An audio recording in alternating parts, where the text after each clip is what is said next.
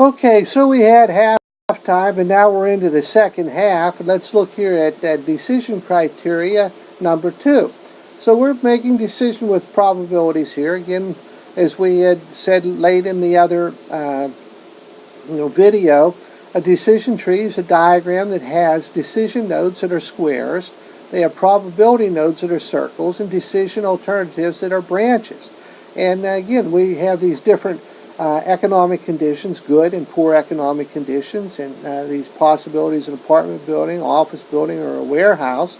And we have to decide which one we are going to pick. Now, again, if we take a look and we work backwards, we can make our decision.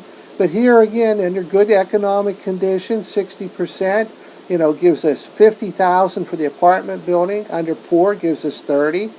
Good economic conditions for the office is $100,000. Poor is minus $40,000.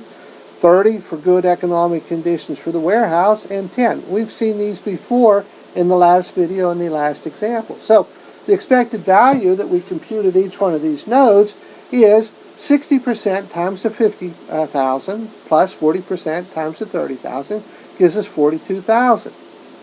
At node 3, we use 60 times 100,000 plus 40 times a minus 40,000 gives us 4,000. And at the node number 4, 60% times 30,000 plus 40% times 10,000 gives us 22,000.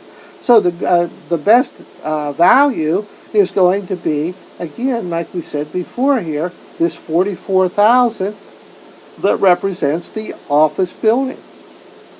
So again, let's as we said, let's work backward here. 50,000 times 0.6 gives us our 42,000. And then 30,000 times 0.4. Add those two up, gives us 42,000. 100,000 times 0.6, and add minus 40,000 times 0.4 gives us our 44,000. 30,000 times 0.6, 10,000 times 0.4 gives us our 22,000. We're going to pick the office building just like we did before. So here again, we can use QM for Windows. We can use Excel, and it will come up with these exact same things. It'll give us our decision trees exactly as they did when we did longhand. Now, a sequential decision tree gives us a series of decisions. And we can use a payoff table here that is limited to a single decision. Then that cannot be used. A real estate investment example is what we're going to use, and we're going to look at it over a 10 period and see which decision has to be made. Now again, what you want to do is you have to work backwards on this. So you have your 200,000 times 60% and 225,000 times 0.4. So you're going to, as you work backwards here, these numbers are going to become evident. So 3 million times 0.8, 700,000 times 0.2, and then if we subtract out what we have to pay for the building apartments, etc., we'll come up with our best decision, and this again will become evident as we move through this decision tree. So decision is to purchase the land because it has the highest net expected value of $1,160,000. And the payoff of this decision, therefore, is $1,160,000. So if we go back through here again, work backwards, the 2 million times 0.6, the 225,000 times 0.4 gives us 1,290,000. And then if we subtract off the 800,000 from that, it gives us 1,160,000. This again is the best of the opportunities.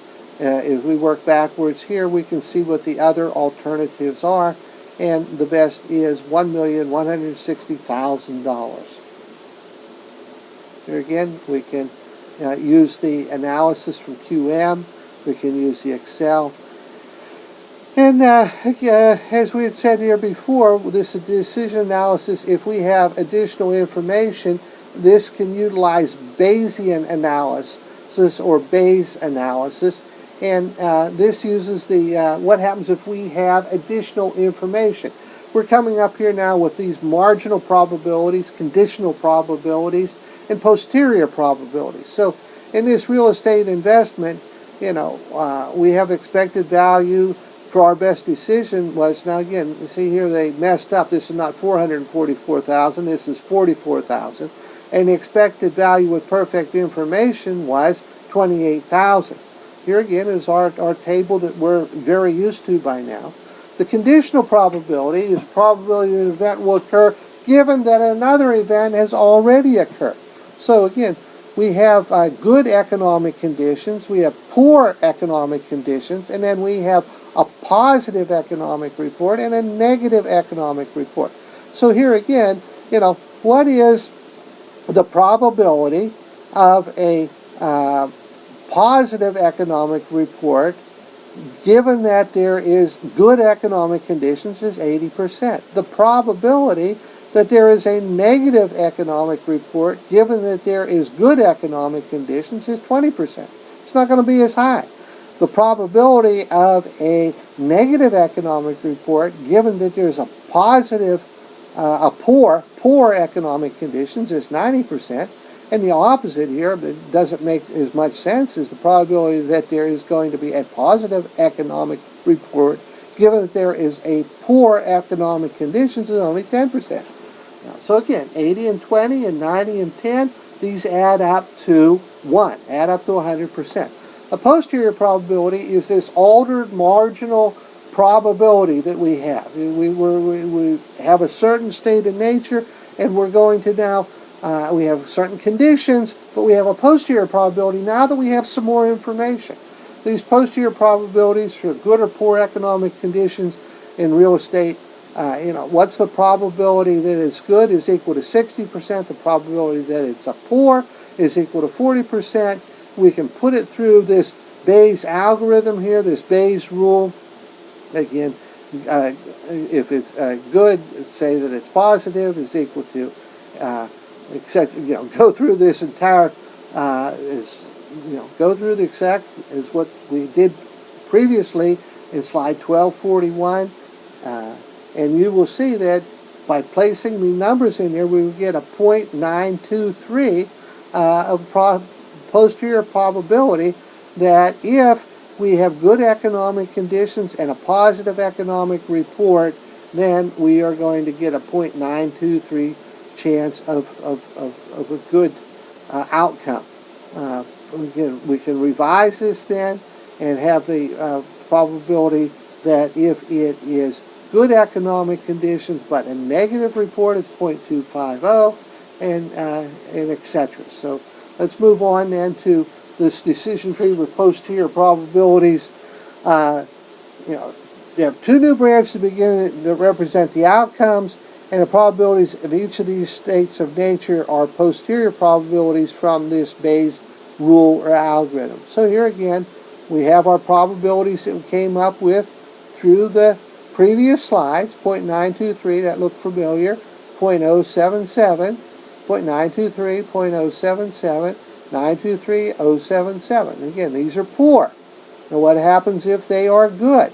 Then 0.7250, 0.250, and if we work backwards here, again, we will come up with our best decision, and we'll see that again as we go along. And number 3, the apartment building is 50,000 times 0.923 plus 30,000 times 0.077 gives us 48,460.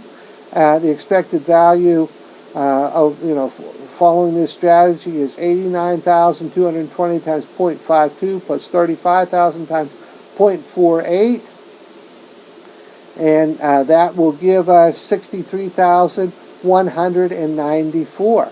So if we take a look at those, here we go back through again, and we get 89,220, 35,000.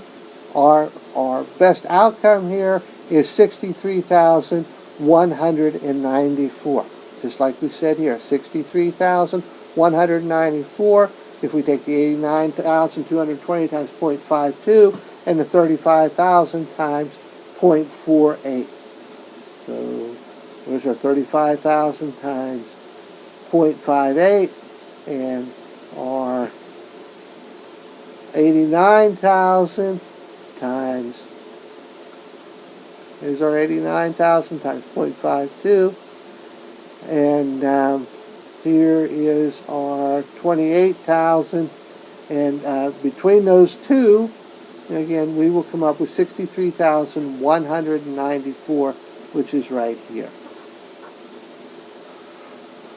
So again, here's our good conditions, our poor conditions, our prior probabilities we had, our conditional probabilities.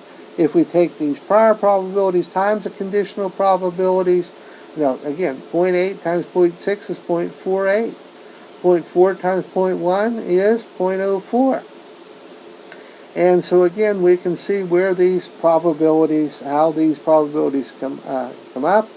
Again, probability that it's good, given that it is positive, is 0.48 over 0.52.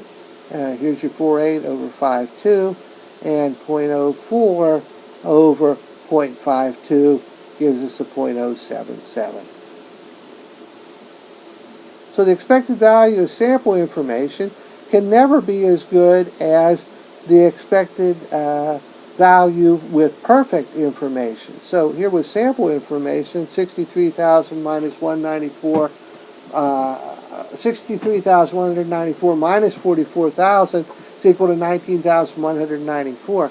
The efficiency of this is the ratio of the expected value over the expected value of the sample information. So here again, the expected value of the sample information is equal to the 19,194, and the expected value of the sample information with perfect information was 28,000 that we came up with earlier, and so 19 over 28 is 0.68. So here again, this basically goes to show you that you're probably better off not to buy insurance. You should not purchase insurance, but most people do because they don't want to take a risk. Utility is a measure of your personal satisfaction that you derive from money. The UTALs are these units that you measure. If you're a risk averter, you do not want to have a disaster. You want to avoid a disaster. A risk taker wants a bonanza. They want to get rich quick, and they're willing to take a chance to do that. So here again, we can go through another one of these examples of good and poor competitive conditions, run through exactly the same thing that we did earlier, and again come up with our best decision. And so here, the best decision is to make $916,170.50.